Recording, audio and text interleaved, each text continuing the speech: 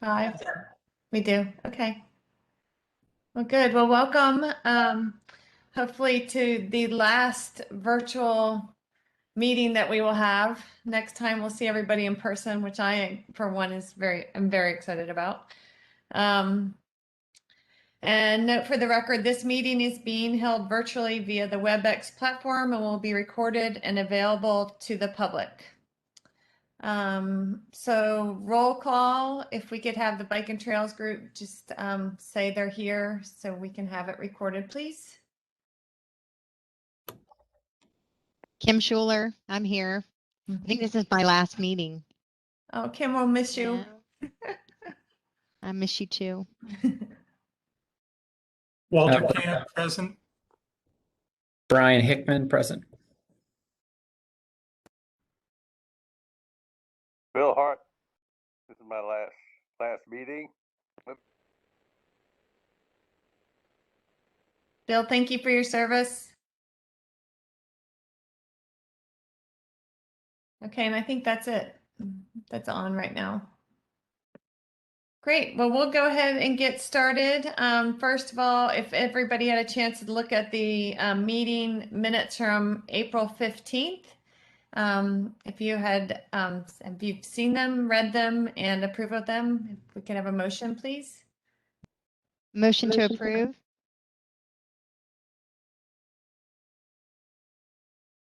Second. Thank you. All right. So we have a few items on our unfinished business. It has been a busy couple months, which has been really exciting. That Bike Ways and Trails Advisory Committee and things that we have been involved in, and with Elaine's help, we've received a lot of attention, which has been great.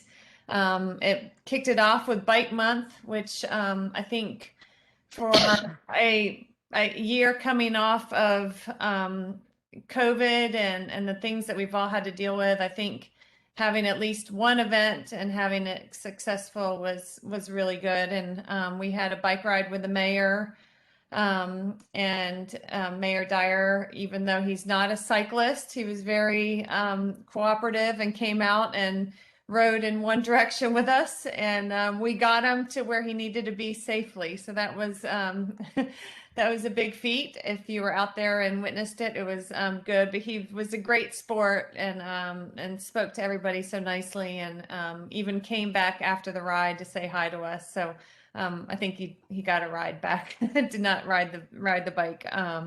But we had over 50 participants. A lot of great citizens were there. The mayor, the deputy chief, Shannon Wichendall, was present with a couple of police officers.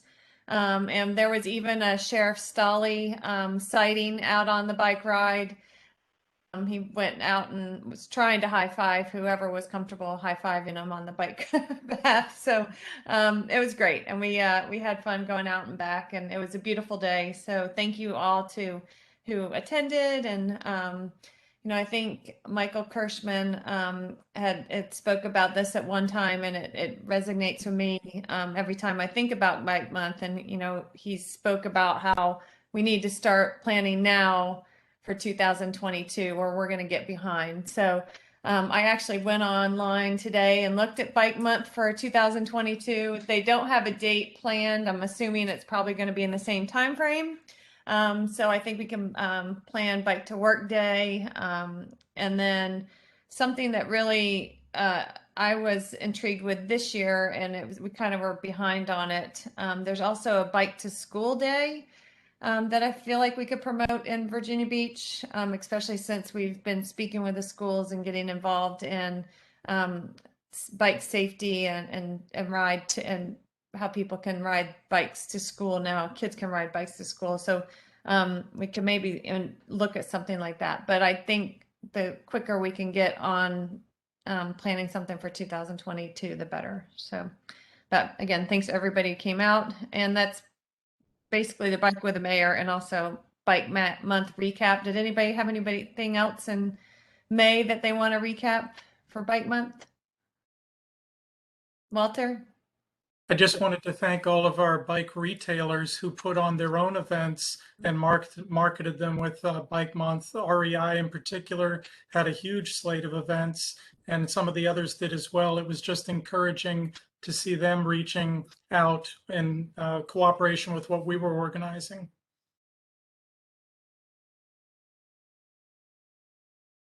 Yes, thank you.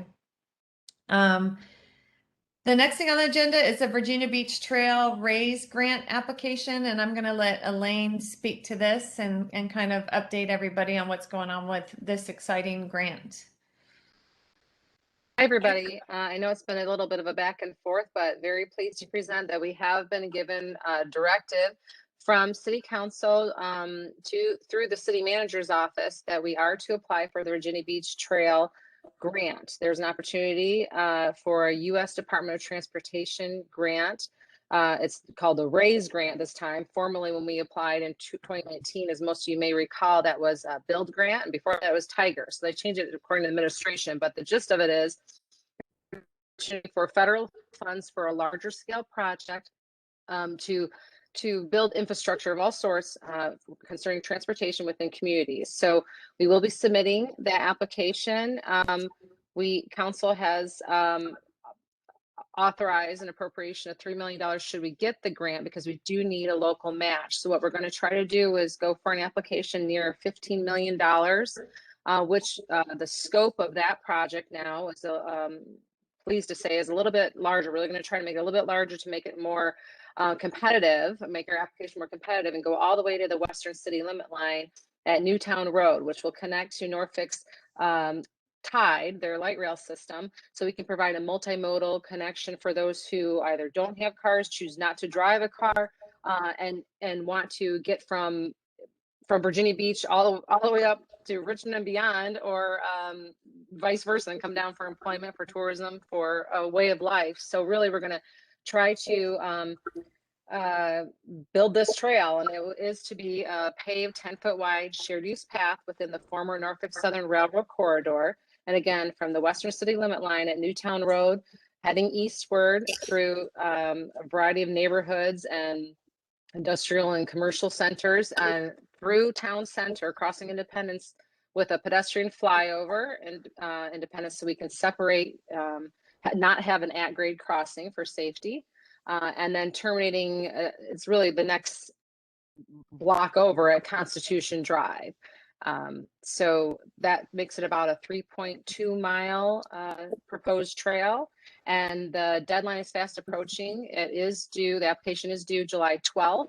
So we are hitting the ground running here. I'm going to put together this application, do the best we can, and of course, we will need your support, but I'll let Amy and Walter speak a little bit to that as far as letters of support. Thank you. So we put together a toolkit package. Let me back up. We have approximately 50 letters of support on file from our last round, which we can still use, thank goodness. We've targeted approximately 50 more letters of support from different organizations showing a breadth of community interest in this project. Many of them are prominent. Some of them are not necessarily prominent, but that's the point of showing that the community at large is interested, the region and the state. If you have not received this toolkit of template letters and a sample email to send them out, please just note in the chat or reach out to me separately offline, and I'll get you that toolkit. Everybody on the committee should have received it. But if you're a member of the public and you want to help us out, just let me know who you are and I'll get it to you right after the meeting. Thank you, Walter, and thanks for putting together that great toolkit. I know I used it, and it was very easy to use. If I may say one more thing too, or actually two more things. First up, when you write that letter, the letter will be directed to the city manager, but at the bottom, I am one of the people CC'd. I need to make sure that I receive a scanned copy, a signed copy of your letter, because that will go directly into the RAISE grant application. So your letter of support is right in there. We'll mention it in the text in the body of the application, and it will be in an appendix. So we want to make sure that we get that in. So really, the sooner the better.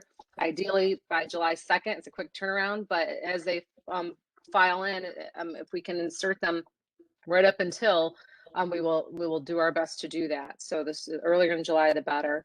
And then one other thing, and this is really kudos to your BTAC leadership, and in particular, Walter Camp, your vice chair, really worked hard in reaching out to some of our council members to let them know that, hey, we need unanimous support. We really need everyone to rally behind this. And sure enough, we had various council members co-sponsor this resolution, and then now we have a unanimous council signing this letter of support that will also be included in the application. So that's really fantastic. That doesn't happen very often, that everyone is on board with something. So, you know, it's just really exciting. And thank you, BTAC leadership, for getting all that done. And it's just been really great.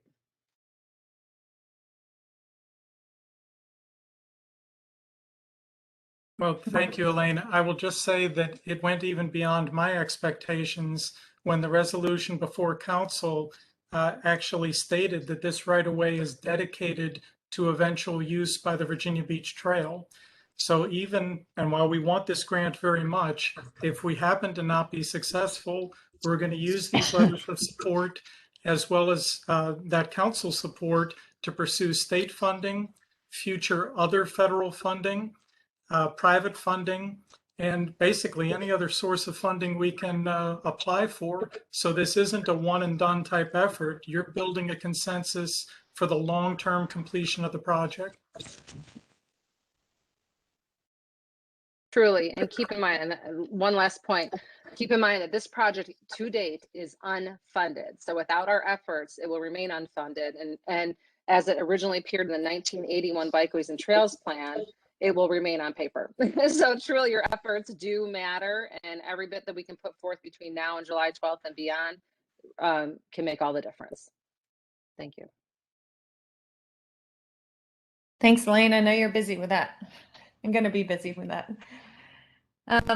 Great. Well, we have some reports, and I think, Elaine, your group is probably going to take this whole entire section between you and Walter. So if you want to run with it.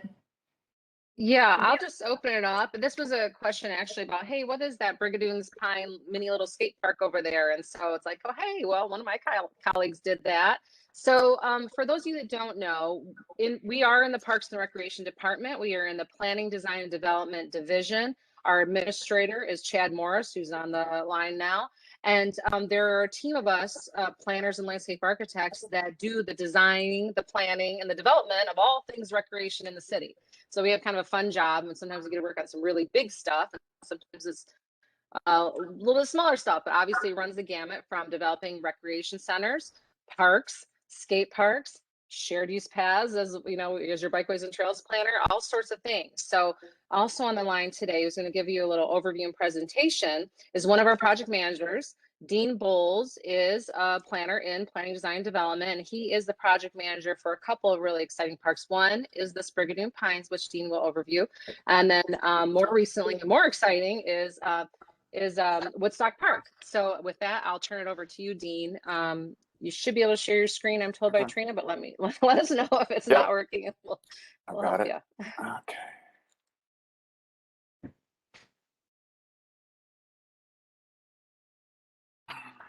Can everybody see that? Yes. Yes. Right, hold on. Well, let's see.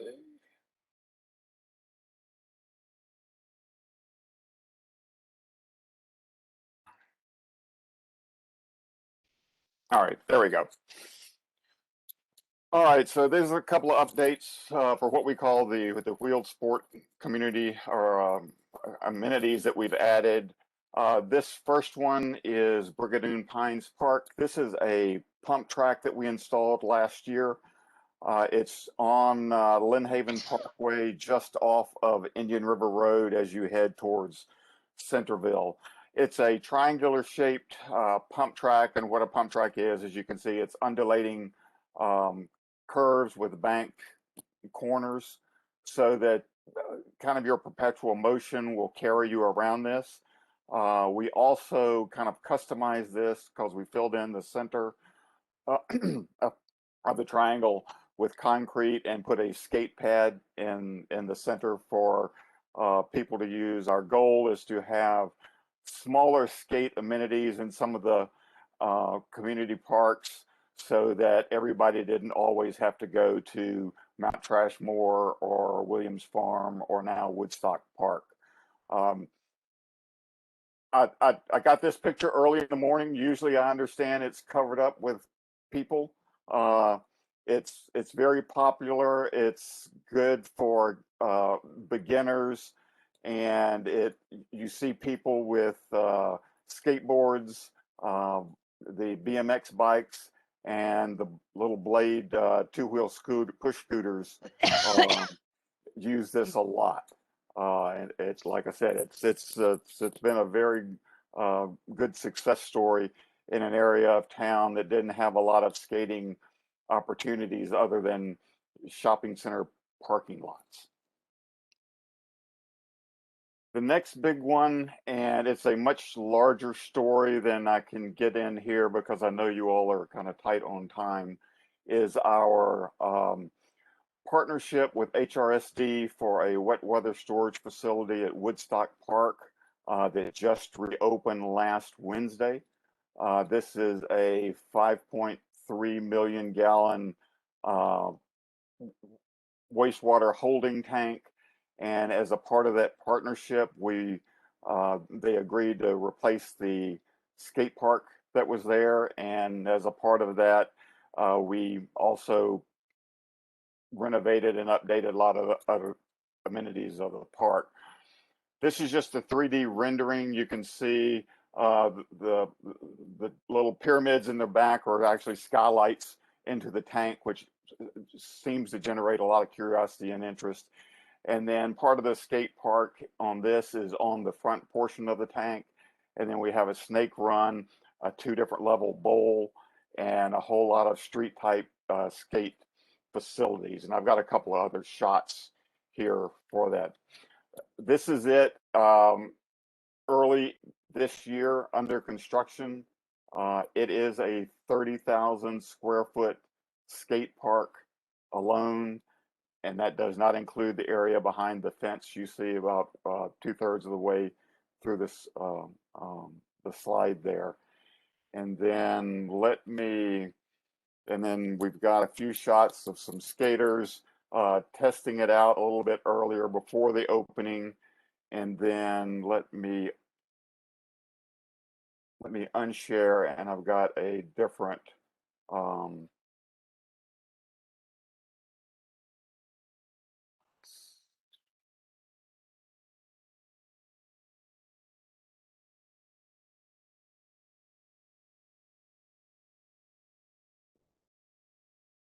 okay, are you all, no, you're not seeing that, are you?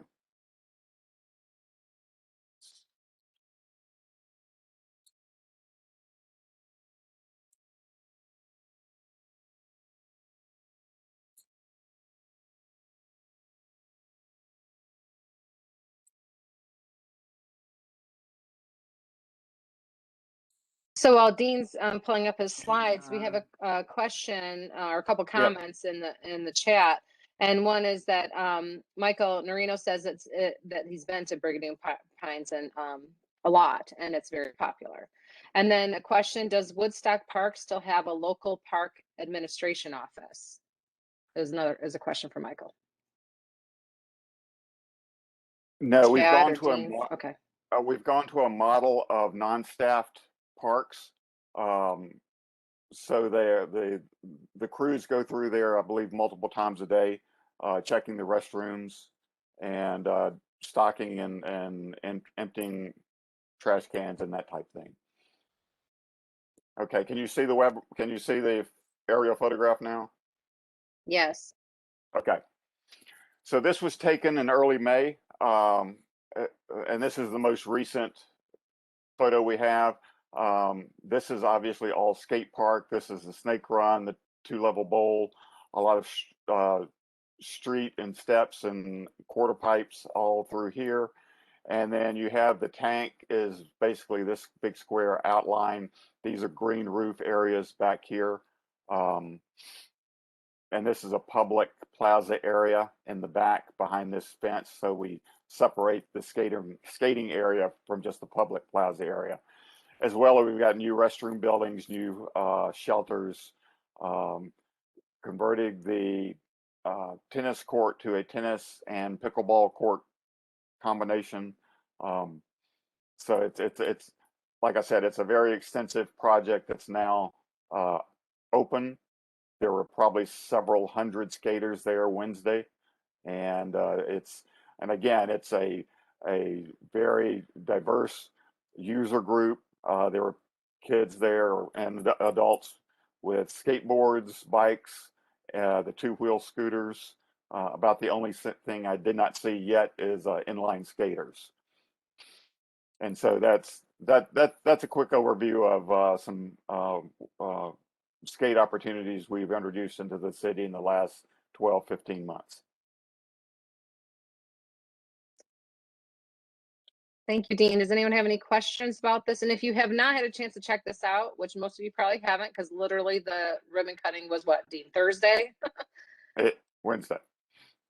Last Wednesday. Yeah, Wednesday. Okay, so but truly, take a look out there. It's pretty phenomenal. But any questions? Let's see. Dean, I was just going to tell you, So, my nephew went on Friday after school. That's the one thing he wanted to do. So his mom took him there, and he just loved it. Everything about it. Well, good. Yeah. I realized that apparently the way to get teenagers out of the house early in the morning is to build a skate park, because I signed on about 7 on Friday, and there were probably 30 kids out there.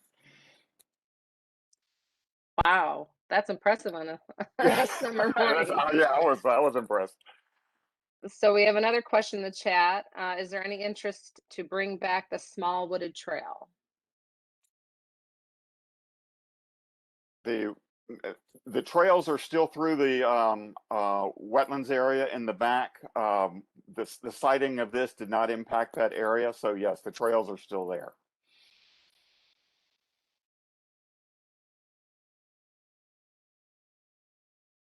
Okay, great. Well, and other than Michael Kirschman chiming in to say there were around 100 kids on Saturday morning when he was there.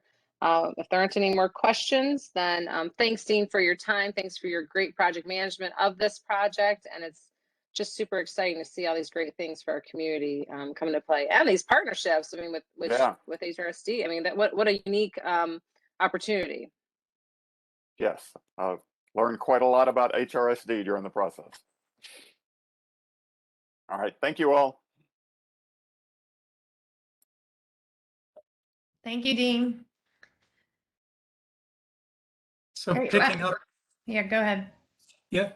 So picking up from there, I just wanted to thank Dean on behalf of BTAC. BTAC was recognized in the opening ceremony.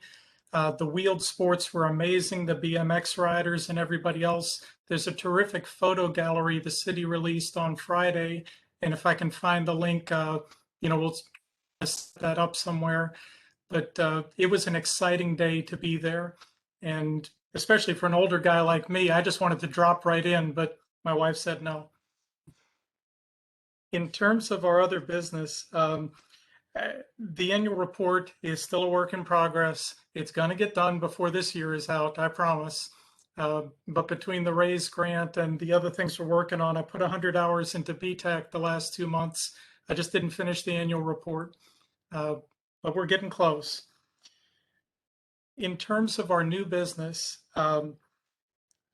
the remote participation policy was distributed with the agenda. And because we have several people who are new, let me do a quick recap to introduce that business item. On November 16th of last year, BTAC adopted a policy in line with state law that was drafted by the city attorney's office that is preparatory to when the governor's emergency orders end and we will resume normal public meetings. And what this policy says is that according to state law and applying to BTAC, if you are an appointed member of this committee, you may participate remotely like we're doing now with WebEx or on a conference call a certain number of times per year for personal convenience or an unlimited number of times if you have a medical matter that prevents you from attending in person. The underlying preference in state law is for public meetings to be held in person so that the public can interact with their elected and appointed officials. But this is an exception to that. Since then, the state legislature has amended the law again, allowing a little more flexibility. Specifically, family illness has now been added to the list of reasons that a person can be absent but remote in. And for committees that meet more often, they've added a percentage of the meetings rule in addition to a hard number count of the meetings per year that you can do this. For BTAC, that second part doesn't matter. We don't meet monthly, so the number you get computing that wouldn't change for us, but the family illness would.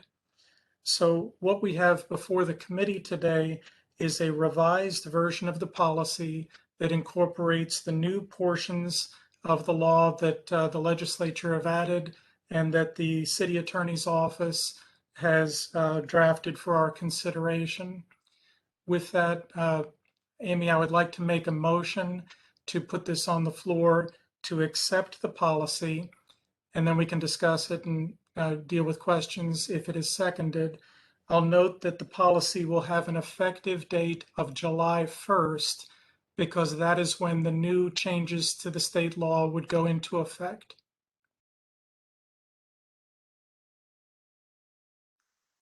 So I'm moving for adoption of the policy.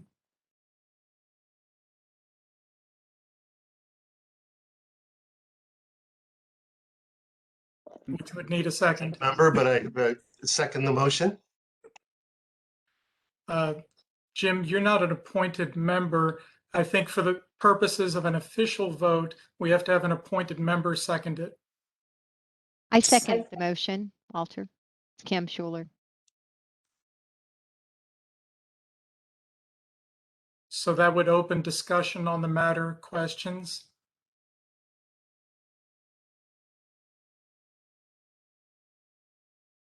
Madam Chair, if there are no questions or discussion, then at your discretion, you may ask for a vote to adopt the policy as drafted effective July 1st.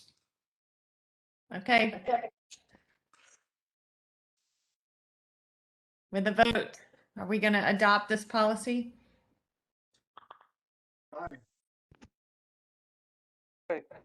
I'm okay. Yes, I for Brian. Aye for Walter. I for Kim Schuler.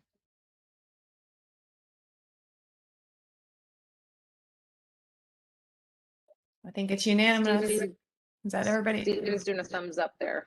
Hi, Okay. Steven.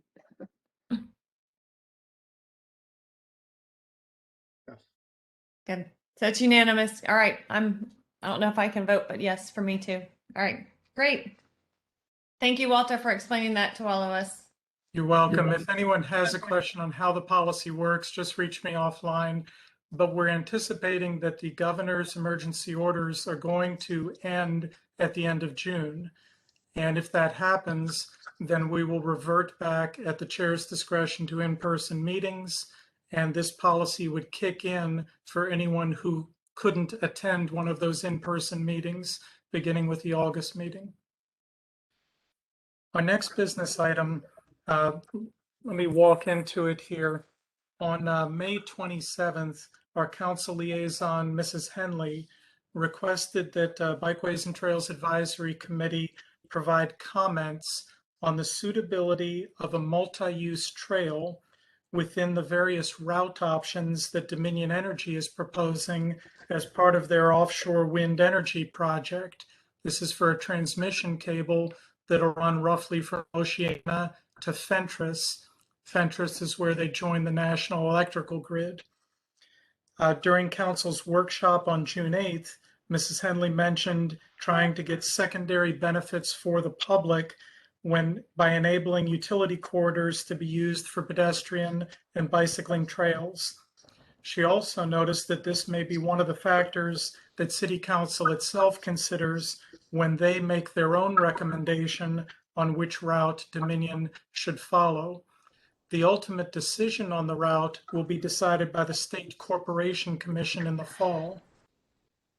So with that introduction as to what the challenge is for us to do, I have one personal disclosure. Under the State and Local Government Conflicts of Interest Act, I asked the city attorney to look at a particular family investment to make sure that I was able to participate in this discussion. And the city attorney's office said yes. The concern that I had did not meet the thresholds of the law, so I am able to participate fully in this matter. And there is a letter on file with Elaine for the committee's records. All that being said, I'm going to turn it over to Chad Morris, who will walk us through the different route options. And our process here is to listen to Chad's presentation, combine it with the homework you did in advance, and we're going to be doing fact gathering here. At the end of this process, our goal is to submit to City Council not necessarily a letter that says you should choose route A, B, or C, but rather a compilation of the benefits or challenges of choosing any of the routes, including any infrastructure that may be in them. That way, as they weigh these considerations with other things City Council is weighing, they may come out for other reasons favoring a different route than the one that may be first to us, but they'll have the facts at hand to understand whether it's still feasible to pursue this.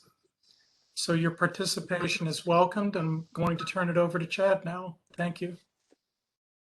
All right, thanks, Walter, and that sums it up very well. I will do my best to provide general information about each of the routes so that you all can make pretty good decisions on how BTAC may support some of these options. Some of them are very, very beneficial for future bikeway and trail development, while others are a little more sticky, if you will. And so I'm hoping as I go through these different routes and options, you'll be able to see those, as well as with some of the homework that you've done. It'll all kind of come together, and you'll be able to have a good discussion after I go through these options for you. So I'm going to share my screen.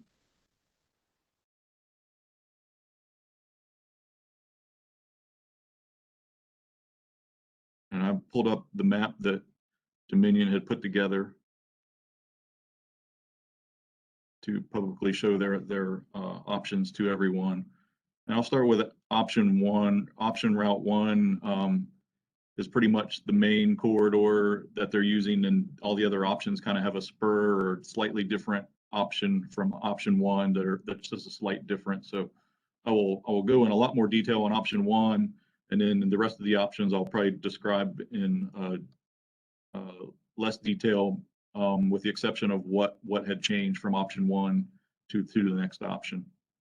With that, I will start where the transmission lines will come underground offshore, right at Pendleton, and it will come underground to the west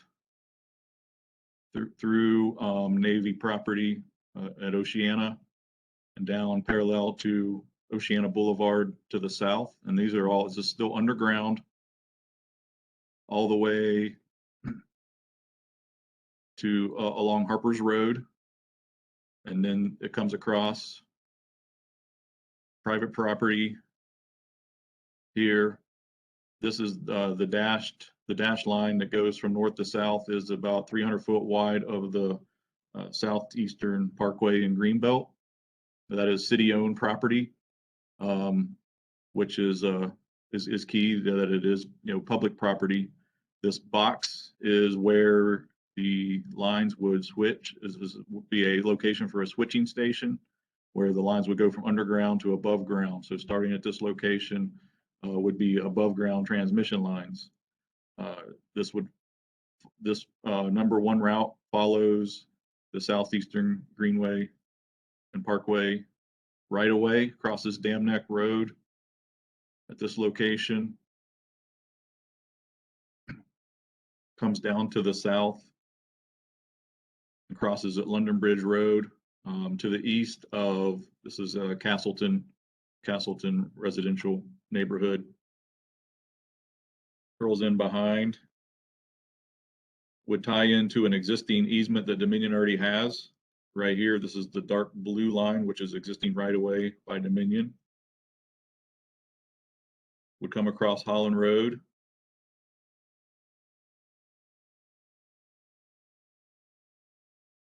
And then comes down toward Princess Anne Road. Crosses Princess Anne Road, comes into the Innovation Park area. Would come in behind the Sportsplex, come across Lansdowne Road behind the athletic complex. This area does jump out of the public right of way a little bit, as you can see there's some residential units in the right of way. So they took a little detour outside of the greenway right of way sections. These lots here are a little larger lots, so the transmission lines would come in the backyards of these lots, and then work back into the right of way again, across the North Landing River, and would come into Indian River Road, and then it would go west into Chesapeake. And this route would not use the rest of the Southeastern Parkway alignment, would just head kind of southwest in direction. I did some quick takeoffs. The Southeastern Parkway looks to be about 8 miles of right of way. There are a couple areas where it jogs, and there are a couple areas where this alignment of option 1 would cross in onto some private properties. Overall, this option does have the best option from an opportunity for bikeways and trails in this corridor, and an area that the city already owns the property. There is a couple of interesting loops that could be done by this route, even if it was just a piece of this route. One I saw was if you start on Dam Neck Road and use the existing trails on Dam Neck Road at this location where the Parkway and Greenbelt crosses, if you went from here and went west on Dam Neck Road, took it all the way to Salem Road, and then come south down Salem if this was ever built suitable, and then you could hop on the Southeastern Greenway, head east, and come all the way back up to Dam Neck Road. That creates about a 13-mile loop type route. Probably some of the cons with that would be, how do you address coming across some of these major roads, like at Princess Anne Road, Holland Road, Dam Neck? You know, those would be some of the challenges with this route and how that would work. But by far, option 1 puts most of any opportunity for a bikeway and trail corridor within public property, making it probably one of the most desirable as far as the options go. Though there are some other options that could work as well. So, so in general, that's kind of the highlight of option 1. So I will turn off option 1. Well, I'll turn on option 2. And I can go down. So option 2 pretty much is option 1, except it goes all the way takes the Southeastern Parkway to the west and stops at Lansdowne Road and heads south down where Lansdowne Road would be. This goes down through the ITA area, the Inter-Traffic Facility area. Most of this property is owned by City of Virginia Beach, but not developed. Probably around 3,000 acres that the city owns down in the southern area of the city. So it's all undeveloped. And I'm going to jump over to the city map so maybe you can see kind of what this does and just show the city properties. Chad, if I can jump in for a second too, might be helpful for everyone to know that staff, Public Works staff has recommended and their analysis for the Southeastern Parkway that it is not feasible to build. There really isn't demand, not just for the city, but in the region to construct that for a vehicular parkway. So maybe a portion of it sort of on this northeast portion, but never that whole western, southwestern half. So, but the city does own that right away outright. And so now it's an analysis of what to do with it.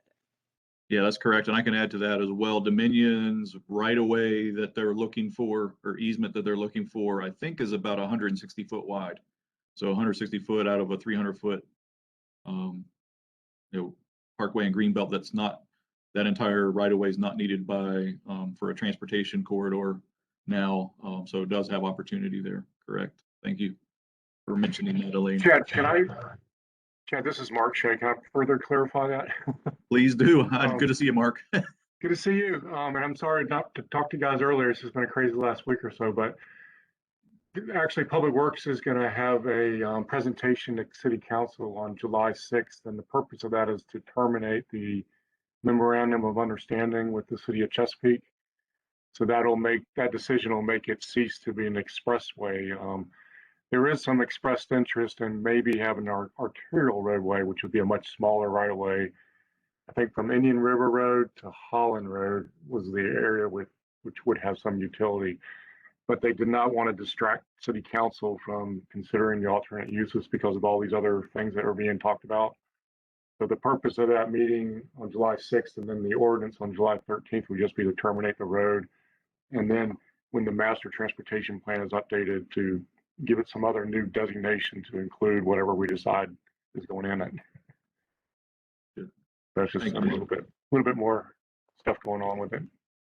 Perfect. Appreciate that. Thank Also, you. No problem. Thank you, Mark. For those of you that don't know, this is Mark Shea. He's our city's transportation planner. So all things transportation. Thank you. Thank you. Good. So you can see here a lot of yellow means city property.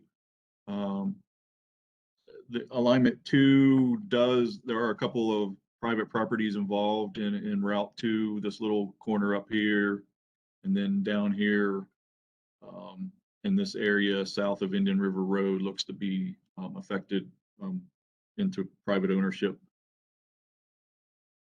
So you can see here, this comes down to the south, crosses over Indian River, comes down and shoots west. So this route it would take about 2 miles of the area west of the expressway offline. You would not have that. So what I say, 8 miles or 7 miles, you're taking 2 miles off of that in this option, and heading south, which heading south does has potential as well. Though it does have a couple of areas where it does cross over some private property, but would get us with a bike and ped corridor to Indian River Road potentially. But what it does from there is kind of a dead end from what I can see. Option 3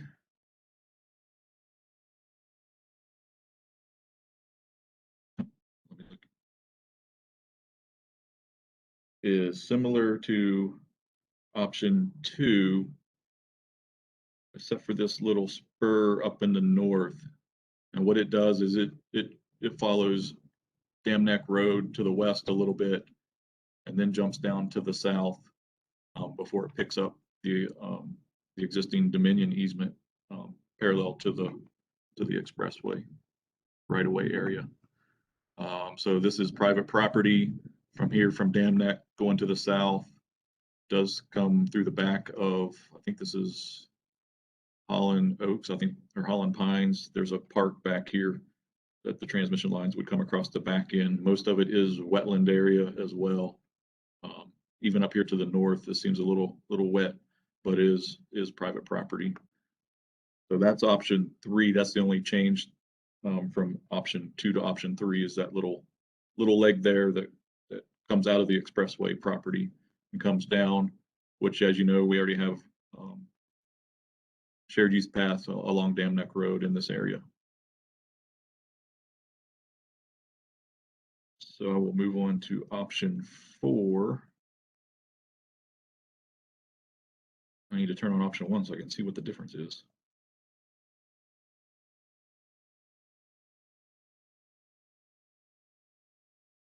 Okay, which is the same as option 1, but at Lansdowne Road, it does go down south in the ITA, but comes over a little bit farther east and hugs this border here and comes down to an area. This was the Brenneman Farm, which is now city property as well. So a little more of a straight shot south. I'll flip over to the city map real quick to show you where that comes in at. So Lansdowne Road is up here. It kind of shoots off to the right a little bit, then comes straight down, crosses North Landing Road, comes across down here and hugs this along, this is Courthouse Estates to the east. And that takes you to Indian River. Once it goes to Indian River, it jogs across, and this is private property in this area over here and heads to the west. So same thing, this would take us down to Indian River Road and would have a stopping point there, but does get us a route to the south as well. So depending on whether you want to, something that may take a east to west route or something that kind of goes east to west and then drops to the south. Both of those, option 1 and option 4 here are probably your best options, depending what you would like to do. But it does have a lot of it does involve a lot of city property, which is good. Chad, just to confirm, this is all these options from the point of what you showed us where that box is, those are all above ground options from that point. And have they said why that it all is above ground at that point versus it can't be run underground?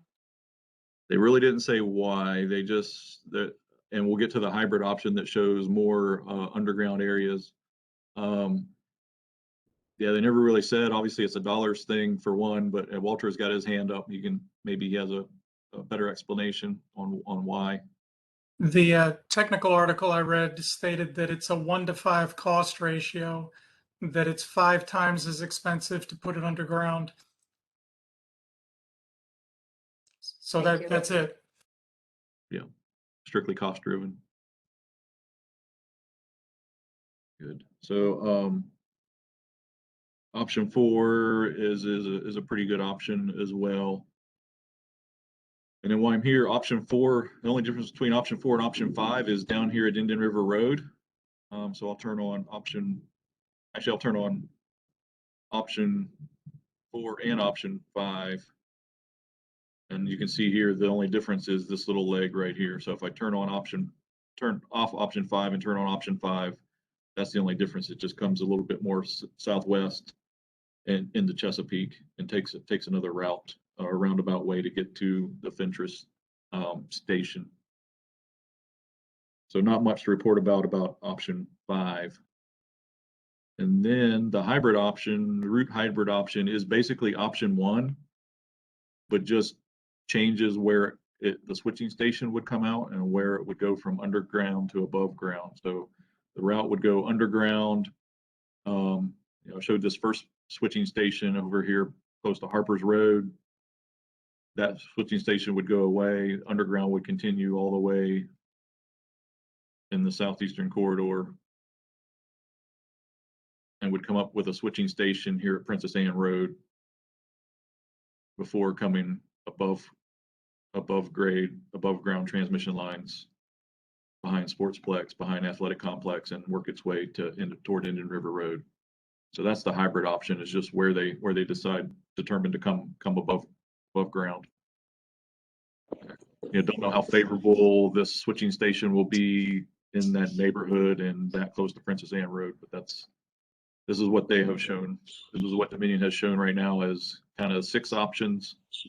I'm a part of a citywide working team and communicating with Dominion and their consultants, trying to figure out a lot of the logistics. They're coming to us with questions, and we're trying to provide them as much information as we can, so they can make good decisions and modify the routes accordingly as well. So that's kind of the rundown of the routes. May we optimistically presume that there may be or will be a multi-use facility path on the footprint here?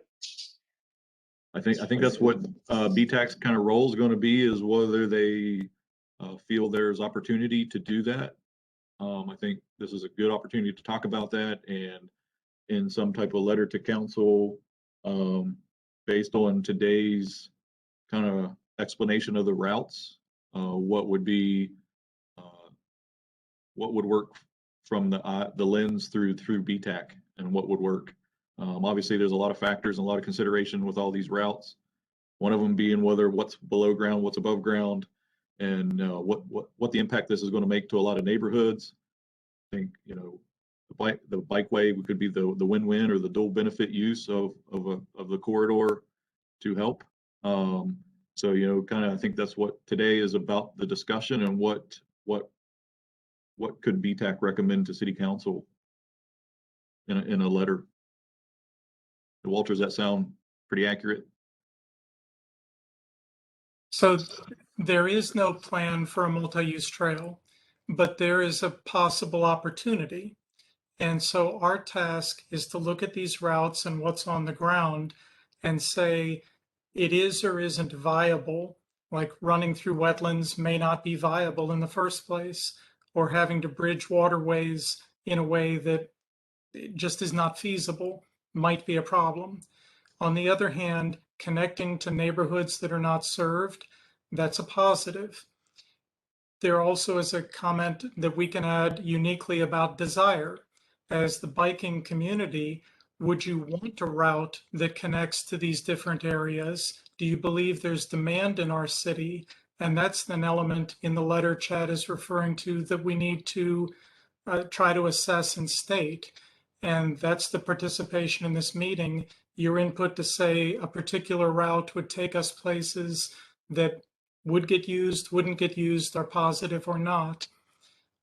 In terms of the feasibility of building the trail, if there is an underground line, then there may be a concept to say it's a cut and cover that you have to dig and something has to be put back on top of it. Is there the potential that what you put back becomes rideable or walkable? If one is building above ground transmission lines, well, do they need to be serviced? Do you need some type of maybe a two-track, less developed type route that still may be of benefit to the gravel biking or walking or running communities? So think that way, but really this is a chance to put our input in, and I'd like to hear it. When hikers and also cyclists look at a place to cycle, what they're looking for is loops, because they don't want to generally double back over the same territory a second time. If we want to appeal to an active living community, I think we should be very attentive to that. And what I see is in the proposed route here that is east of Princess Anne, there's a number of loops that enter in there. We already have General Booth. We already have Dam Neck Road for bikeways, Nemo Parkway. A lot of loops there.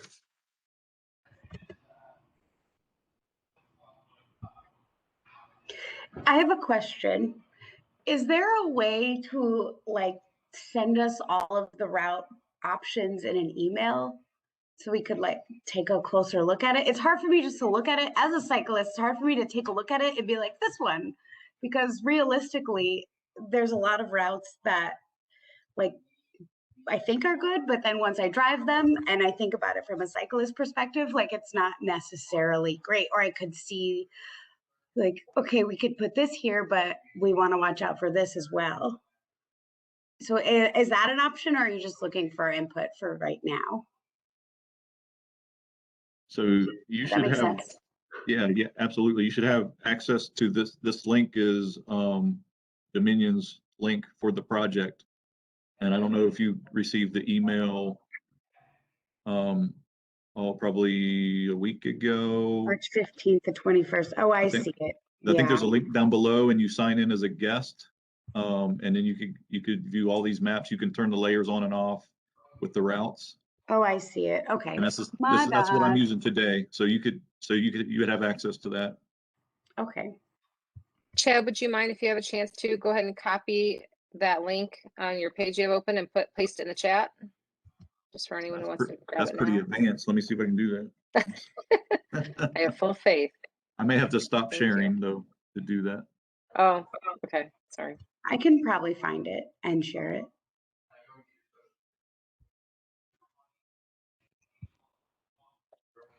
Yeah, I would have to stop sharing. I can stop sharing, Walt, but that's somebody might okay. have a question. Walter, Yeah. do Walter, we- can you speak to what the directive is as you interpret it from Councilmember Henley? And also, Councilmember Henley did speak on this when I was before council. What date was that? June 15th? No, that's not right. Anyway, but 2 weeks ago. And spoke to this when I was there to present about the Virginia Beach Trail. So, but Walter, I think you probably have a better synopsis on what exactly she's asking and the timeliness of what this request is. Yes, that if folks on this call can chime in or raise your hand so you can be called on to comment in terms of connectivity, the neighborhoods, destinations. We already heard a comment about loops and the Route 1 upper segment being desirable. What about these lower segments that Chad shared, 2 versus 1, as we get southwest of the athletic center? Do those have particular merit? Maybe Chad, on the map, if you could toggle 1, 2, and 4, pull out a little bit more so that we can sort of see, there you go. And then if you toggle these, you can show the 3 options, whether members of the bicycling community feel that 1, 2, or 4 have any particular merits or disadvantages.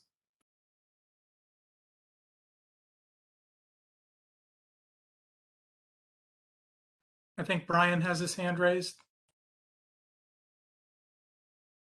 Yeah, so I mean, this is by using this map, I was trying to look at, and I like the earlier comments about loops, but I was trying to look at how to connect the most neighborhoods to a shared use path that may not have access to one that could bring them into other bike loops.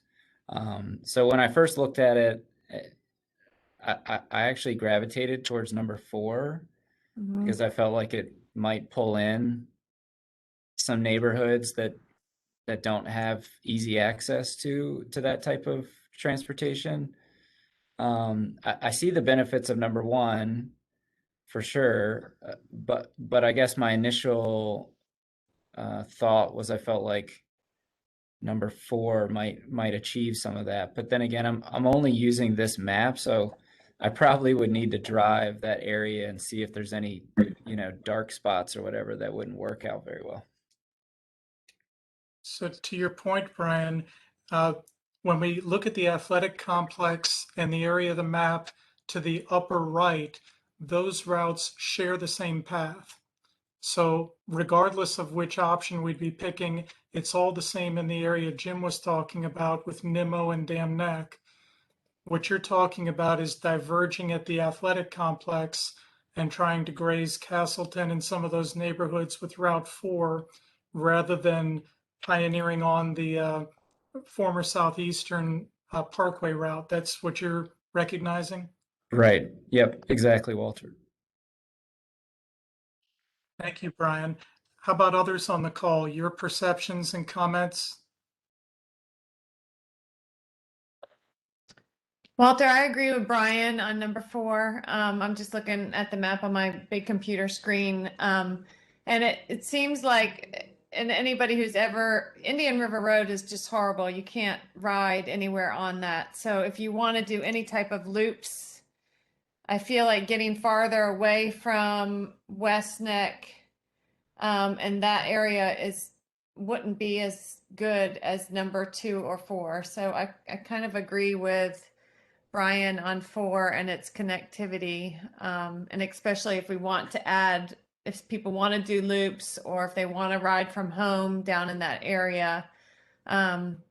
I'm also one that would do an out and back and have done many in different cities on any type of trail that's paved, and I love that stuff. So I don't mind an out and back. I can't, for some reason, I can't run an out and back, but I enjoy riding out and back. So I I think any of this would be great and a huge hit for the cycling community and just for our community in general. I don't know that a lot of multi-use paths are meant for the intense cyclists that are going to ride in a peloton down a road. So I think for what we're looking at, I think any of these options are great, but I tend to agree with Brian. I lean more towards the 2 and 4. Thank you, Amy. If it Do you helps- also see benefits connecting Castleton with the athletic complex for those residents who might not run the whole route, but to be able to just get to a destination that's harder to get to? Yes, and I don't know, and I'm sorry, I don't know Castleton. So where is Castleton on this map? Courthouse Estates, Walter. Okay, that's Right. Courthouse Estates. Is that Okay. right? Yeah. All right. Yeah, that has a big population down there. I'm sorry, someone else was getting ready to chime in and I accidentally cut you off. Whomever that was, please go ahead. I think it was me. I just for the information of the group, I thought if it might help with your evaluation to know that there are funded CIPs under design and nearing construction or under construction for West Neck Road, which will include a shared use path, and also Elbow Road will be reconfigured, straightened out a little bit, and include bike and ped facilities as well. That helps with your loop decisions.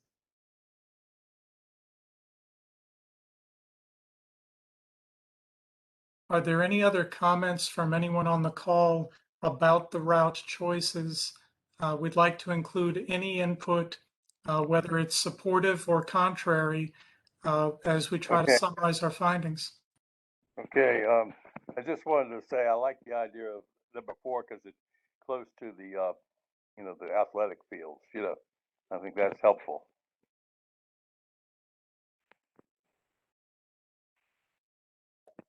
Thank you, Bill. Appreciate your input. Anyone else? We have a couple comments in the chat from Mike. One is a question: are there any conflicts with Dominion Energy's accessibility rules? And then the second comment is, I'm good with any trails, even out and back. I'm certain that there are conflicts with the accessibility rules. Our task was to merely assess the alignments, the general routes, and what they would connect to or provide. Whether it's feasible to implement is a whole nother layer of analysis. But instead of looking at all 6 routes, would it potentially make a bike trail? What they were asking us for was, where would you see as the most potential? You are correct, Michael, that it may turn out that some of these legs are not feasible at all, but at least we'll start from the point of the biking community's input. And in support of what Walter's saying and what Chad said earlier, just as the Virginia Beach Trail only is a 10-foot wide shared use path and a 66-foot right of way, Chad mentioned that the Dominion Energy line would only take, what was it, Chad, 166 feet, I think you said, out of 300, if it's within the. It's something like that, correct? Southeastern Park, yeah. Yeah, not near the full right of way. It was 160, 170, 180, something like that was the width that Dominion needs. So there's room for them to figure it out. It's whether or not this public benefit can be gained. And remember, all of this is in the context of trying to get dual use. Just as Dean showed us earlier, how our sanitation district partnered on, of all things, a skate park and wheeled use park, who would believe it? The idea of getting 2 uses out of 1 piece of public land, that's the concept here, if it is possible. Instead of trying to have both groups spend money independently on 2 things that would run the same direction, well, the chances are we wouldn't allocate that money and tax our citizens for that. But if it could be done in the same process, maybe there's an economy of scale that's worth looking at.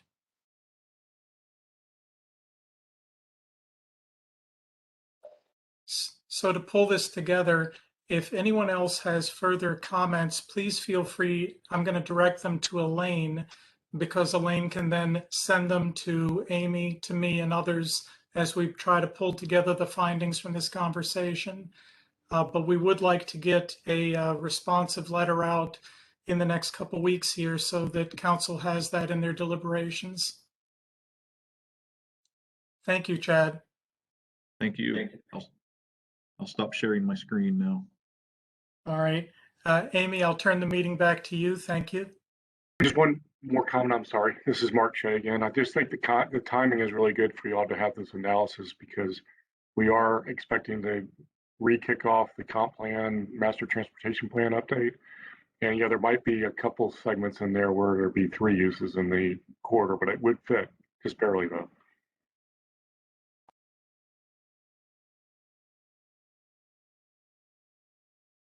Great. Well, Elaine, I think if you have any final comments, we can start wrapping the meeting up. I guess even for maybe everyone else is clear, but I'm not on this subject. Are we so everyone's to submit comments that if they haven't already to me, and then I'm to get them to you, Amy, and Walter, and to compile this into a BTAC letter of selection. Is this wrapped? Is this buttoned up enough today, or do we need to have a July meeting? Is what regarding this wind energy topic? Can I have some clarity from the leadership, please? It sounds to me, Elaine, that we received a number of points from staff and from those on the call that we are able to comment on the 6 different route options in the way that we were asked to do. What I was inviting was, if someone has a little bit of field work they want to do to check out an option and submit a comment, there might be a little window of time for someone to do that. But we're going to take the content of the meeting we had here and draft this responsive letter. That's the way I see it. Okay, So if we great. have any other comments, shall we direct them to a particular individual? To Elaine. You can get those to me, and I will be sure and get those to Amy and Walter. I think it would. My suggestion, my staff suggestion to leadership is that we set a date when you deadline for when you want those comments submitted, so that can be compiled in order for this timely receipt to council. I am open to any input from the other staff professionals who have knowledge of other meetings we need to make. But my thought was we were not told to dither on this. I'd like to have comments back, I would hope, before the holiday, July 2nd, basically about 2 weeks. Is that reasonable? And then we can get a letter out to council. Mark, Chad, do you have any reason to know we would need to go quicker? I'm not aware of anything that seems good to me, Mark. No, I just know that with our Southeastern, we were kind of delaying talking about the corridor uses just to get the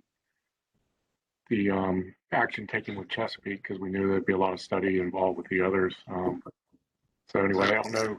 Is there someone from Public Works on the committee as well, Chad? Do you know? On that review committee? Yes. Oh yeah, there's Dave Jarman and others. Okay, Dave's the main guy, so yeah, if he knows all about it, then I don't need to say anything. I'm not too familiar with him. I heard mostly from today, but if Dave's on it, he's the guy who's heading up the Southeastern project. Mark, I'll clarify. Dave Jarman, I don't know, is aware of this discussion that's being held today. Oh, okay, gotcha. But he knows that it's being looked at for a trail. I'm not 100% sure of that. Okay. I can definitely probably should circle back with him or tie that together with this letter that's going. Okay, forward. that'd be good. Appreciate it. So to Elaine's point, to sum this up, we're going to have an ability to submit comments to Elaine by July 2nd, Friday, close of business Friday, July 2nd, after which leadership of the committee will fulfill council's request for a responsive letter commenting on the routes. Okay, Elaine? Okay, I understand now. Thank you. And with that, just wrapping to Amy's point about wrapping me, the only staff liaison comments I have is, again, just to express thank you and gratitude to Kim and Stephen and Bill and Carter, who also had to resign. So, but I know the other three who are on the call today, and thank you again for your dedication, your time, your leadership, and just helping advance all things active transportation. We do really appreciate it. You will be missed. And also note, again, as usual, we do not have a July meeting. So the next meeting will be in August. It's August 16th. And again, our intent, of course, I'll notify you in advance, as I always do. So when I send out the agenda a week in advance, but please plan on that being in person at the Parks and Recreation Administration Building at 2154 Lansdowne Road. Right when you walk in the foyer, for those who don't know, there's a conference room straight ahead. So you'll just head right in there. And that's where we typically have our meetings pre-COVID. Thank you. Thank you, Elaine, and I mirror everything you had to say about Kim and Stephen and Bill. You're really going to be missed. We hope to see you all out on the trails and hopefully on these shared use paths one day. And also thanks to Chad and Dean for your presentations today. It really helps us to connect things when we see these presentations and to hear words from what's going on with Parks and Rec, and sharing everything and all these great maps and ideas. So thank you again for presenting today. And then don't forget the letters of support, even if it's just a letter from yourself that can be sent to Elaine and Walter sent that again. If you need that information, please reach out to Walter and he can send that to you. But if you could get that to us, same thing, I know that's a lot to do in 2 weeks, but we're also aiming for July 2nd for those letters of support is also. So thank you, everybody, and get out on your bikes. Have a great day.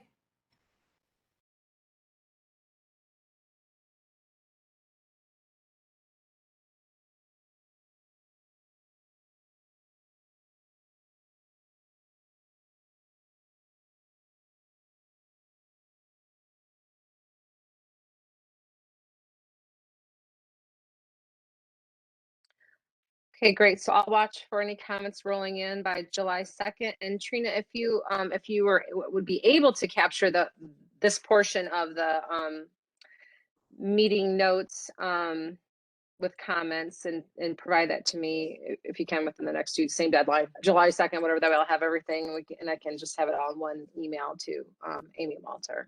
That would be super helpful. Absolutely. So Chad, one of the things that we didn't touch on in the public discussion, because I think it didn't affect